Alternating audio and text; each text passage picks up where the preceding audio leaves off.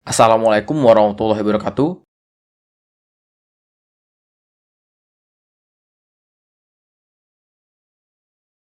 Kebanyakan orang mengenal Yamaha sebagai pabrikan sepeda motor.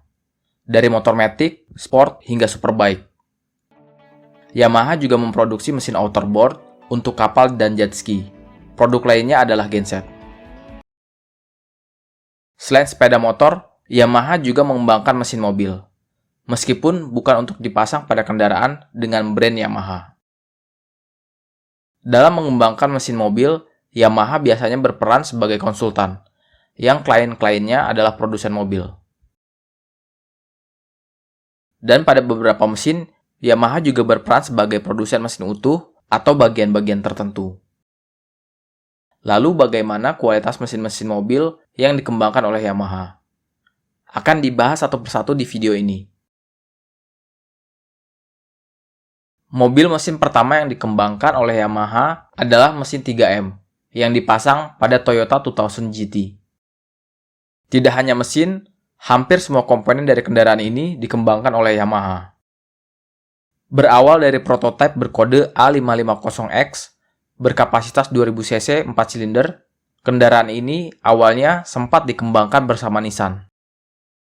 Namun pada 1964, Nissan menghentikan kerjasama tersebut, karena mesin DOHC pada A550X dianggap terlalu mahal untuk diproduksi.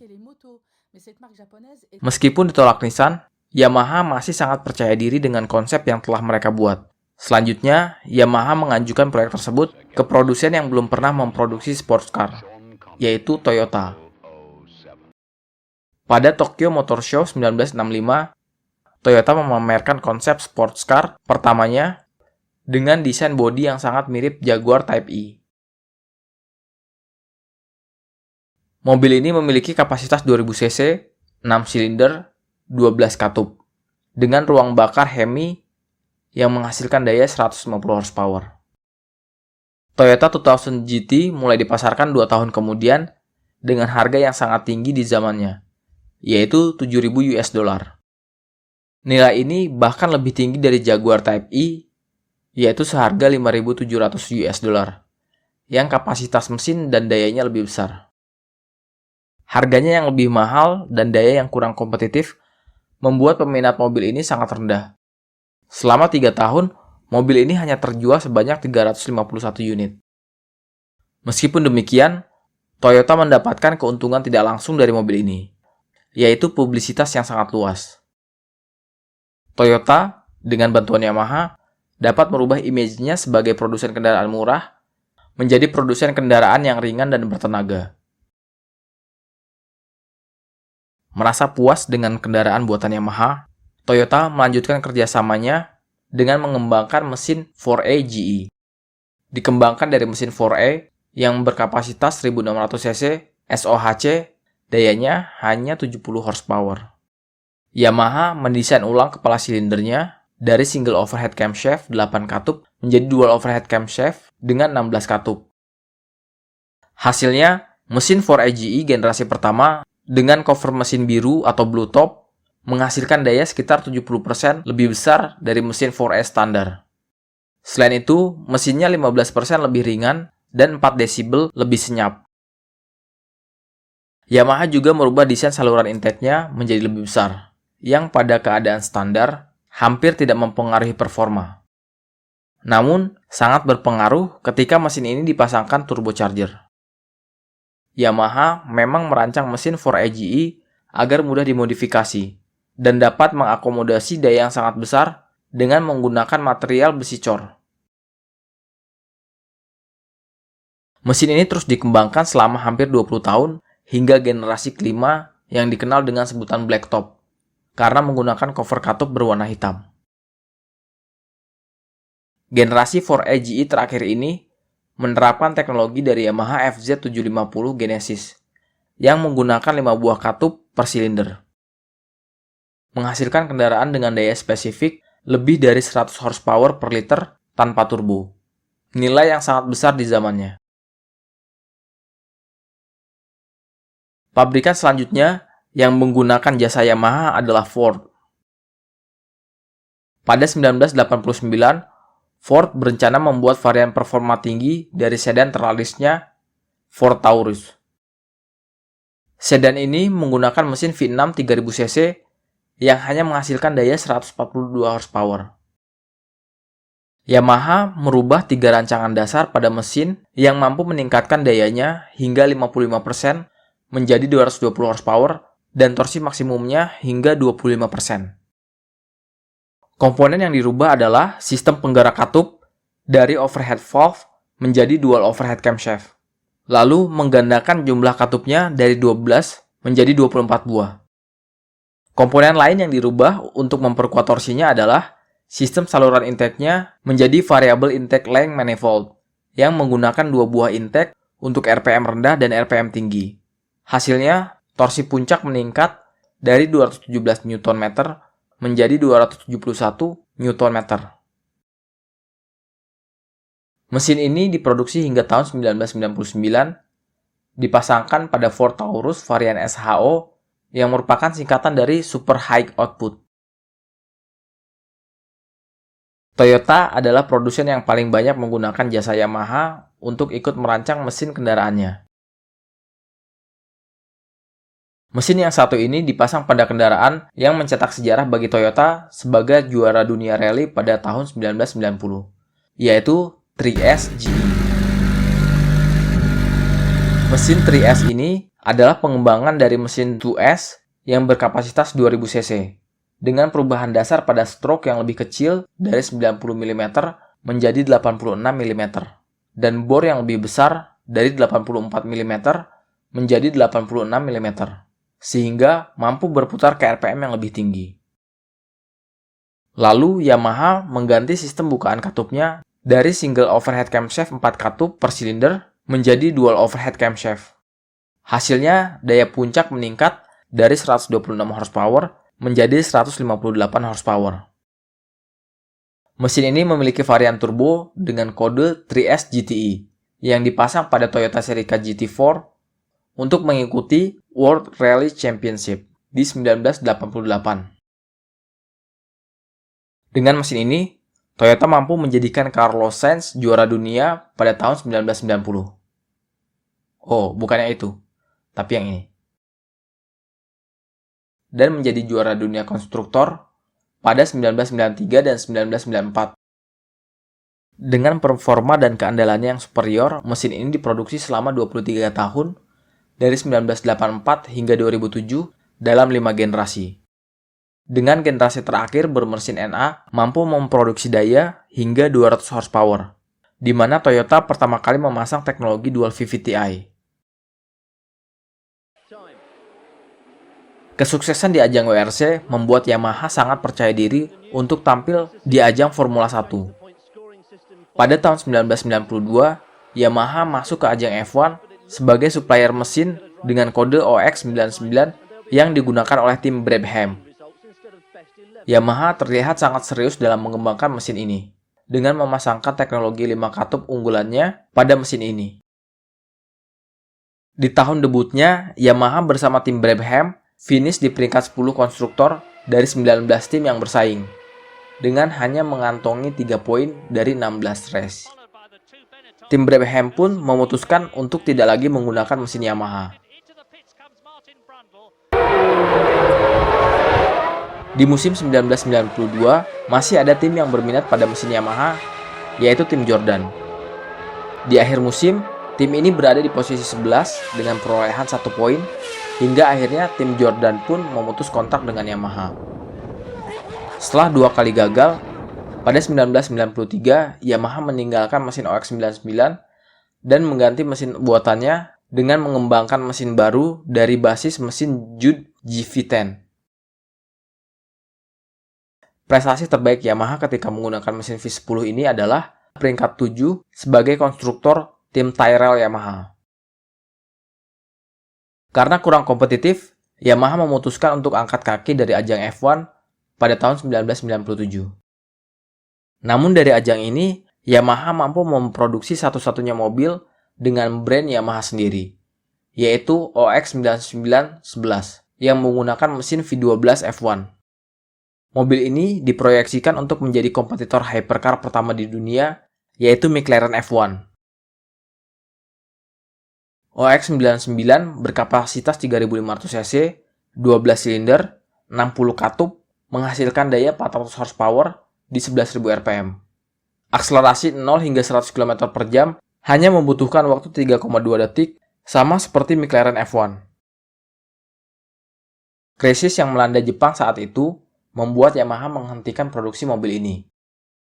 Pada akhirnya, OX9911 hanya diproduksi sebanyak 3 unit dan yang dijual oleh Yamaha hanya satu, dengan bandrol harga $700 di tahun 1993. Mesin rancangan Yamaha selanjutnya 2ZZ FE. Mesin ini dibuat untuk menggantikan mesin legendaris 3SGE yang dipasang pada Toyota Celica. Dengan kapasitas yang lebih kecil yaitu 1.800 cc, mesin ini mampu menghasilkan daya hingga 190 horsepower.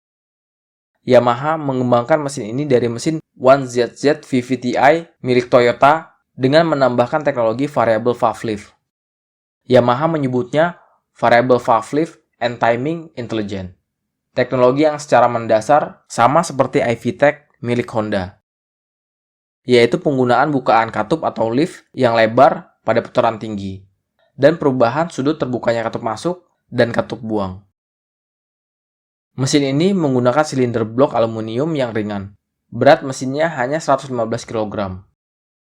Bobotnya yang ringan dengan tenaga besar membuat produsen selain Toyota berminat menggunakan mesin ini. Salah satunya produsen mobil spesialis track circuit yaitu Lotus.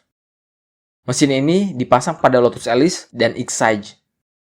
Dengan mesin ini, Lotus Exige memiliki bobot yang sangat ringan, yaitu 914 kg.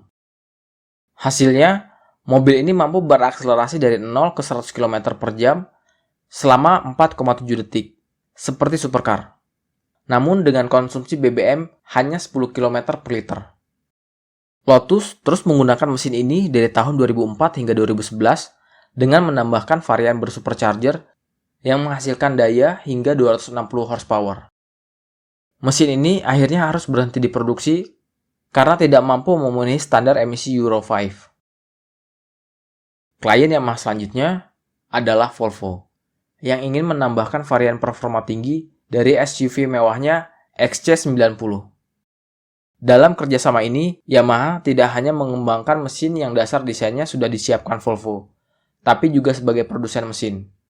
Mesin yang dibuat adalah B8444S, yaitu mesin V8 dengan kapasitas 4.400 cc dengan 4 silinder per katup. Mesin ini terbilang unik karena harus dipasangkan pada ruang mesin SUV XC90 yang sangat terbatas. Mesin V8-nya dipasang melintang dan agar dapat memberikan ruang yang cukup untuk komponen-komponen lain, sudut antar baris pistonnya diperkecil menjadi 60 derajat. Sementara mesin V8 pada umumnya memiliki sudut antar baris piston 90 derajat. Desain sudut yang lebih kecil membuat mesin ini memiliki tantangan lain, yaitu getarannya yang tidak bisa saling menghilangkan antara kedua baris pistonnya seperti mesin V8 90 derajat. Sehingga Yamaha menambahkan poros penyeimbang di bagian bawah kruk as untuk memperhalus getaran mesin. Mesin ini juga dipasang pada supercar Noble S600 dengan menambahkan 2 buah turbocharger mampu menghasilkan daya hingga 650 horsepower. Pada tahun 2010, mesin ini berhenti diproduksi setelah kepemilikan Volvo berpindah ke Ford Motor Company. Mesin buatan Yamaha selanjutnya adalah 1LR GUE yang secara eksklusif hanya dipasang pada Lexus LFA. Filosofi produksi mobil ini sangat mirip dengan Toyota 2000 GT, di mana Toyota sama sekali tidak mengincar keuntungan dari penjualannya. Bahkan Toyota mengaku menjual dalam keadaan rugi. Mobil ini dibuat sebagai media pembuktian Toyota dalam membangun supercar. Diproduksi hanya sebanyak 500 unit dari 2010 hingga 2012. Lexus LFA baru habis terjual pada tahun 2020. Lamanya waktu penjualan ini karena dinilai kurang kompetitif di pasaran. Lexus LFE memiliki daya 550 horsepower dengan harga 400 hingga 640 ribu US dollar. Dan jika dibandingkan dengan kompetitornya, tentu kurang menarik. Seperti Ferrari F12 atau Lamborghini Aventador yang starting price-nya lebih rendah dan dayanya secara signifikan lebih tinggi. Mesin 1RR GUE ini menggunakan konfigurasi V10 berkapasitas 4800 cc. Menggunakan material magnesium alloy, titanium alloy, dan aluminium alloy.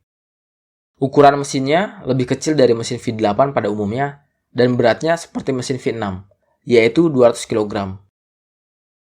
Dengan komponen internal mesin yang sangat ringan, Lexus LFE memecahkan rekor sebagai mobil produksi yang mampu memutar mesin dari idle ke redline hanya dalam waktu 0,6 detik.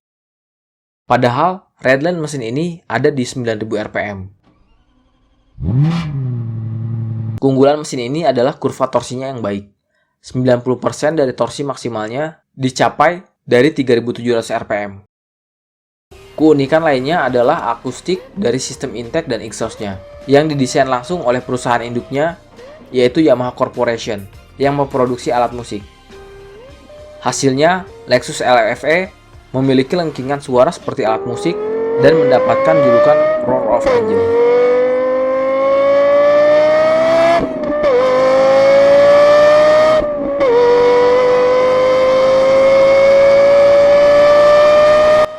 Meskipun sangat sulit terjual, tapi sekarang mobil ini tidak bisa ditemukan di situs penjualan mobil manapun di seluruh dunia. Lexus LFE saat ini menjadi collector's item karena mesinnya tidak dipasang di kendaraan lain. Harga jualnya saat ini mencapai 700.000 hingga 2,3 juta US dollar.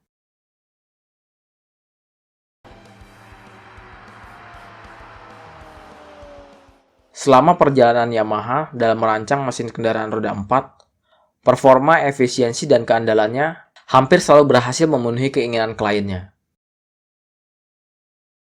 Kemampuan insinyur Yamaha dalam merancang mesin sepeda motor dapat ditransfer dengan sempurna ke mesin yang memiliki bor, stroke, dan jumlah silinder yang lebih besar. Kecuali ketika Yamaha membuat kendaraan dengan brandnya sendiri. Hal ini bukan berarti Yamaha OX9911 kendaraan yang buruk, tapi hanya tidak mampu memenuhi ekspektasi Yamaha sendiri. Di masa depan, Yamaha juga sedang menyiapkan mesin elektrik berperforma tinggi yang bisa digunakan pada kendaraan roda 4.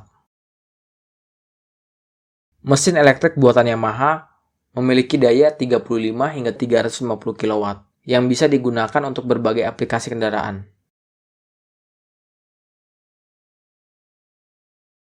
Oke, agar lebih paham mengenai teknologi yang dikembangkan Yamaha pada mesin mobil rancangannya, silakan tonton video mesin 5 katup, mesin V10, variable intake length, dan iVTEC yang mirip dengan VVTi.